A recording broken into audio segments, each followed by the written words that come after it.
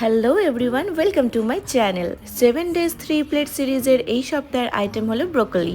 বানাচ্ছি broccoli salad. তো broccoli salad বানানোর জন্য প্রথমে ব্রোকলিটাকে ছোটো ছোটো টুকরো করে কেটে নিলাম। আর আমি যেহেতু এখানে পনির ইউজ করবো সেহেতু পনিরটাকেও ছোটো ছোটো কিউব করে কেটে নিলাম। ব্রোকলি স্যালাড বানাতে যা যা ভেজিস লাগে সব আমি এখানে কেটে নিয়েছি। আমার কাছে যেহেতু কর্নটা অ্যাভেলেবেল ছিল না তাই আমি দিইনি। এখানে ব্রোকলিটাকে আমি হালকা করে ভাপিয়ে তুলে নিলাম। এরপর ফ্রাইং প্যানের মধ্যে অল্প করে বাটার দিয়ে পনিরগুলোকে দিয়ে দিলাম। এবার পনিরটার মধ্যে অল্প নুন, গোলমরিচ গুঁড়ো আর চিলি ফ্লেক্স দিয়ে হালকা করে ফ্রাই করে পনিরটাকে ঢেলে রাখলাম। এবার ওই সেম ফ্রাইং প্যানে অল্প করে বাটার দিয়ে রসুন কুচি, চেরা কাঁচা লঙ্কা, গোলমরিচ গুঁড়ো দিয়ে হালকা ভাজা ভাজা করে কুচনো পেঁয়াজটাকে দিয়ে দিলাম। এটা যেহেতু স্যালাড বানাচ্ছি সবটাই এখানে সটে করতে হবে, বেশি ফ্রাই করলে চলবে না।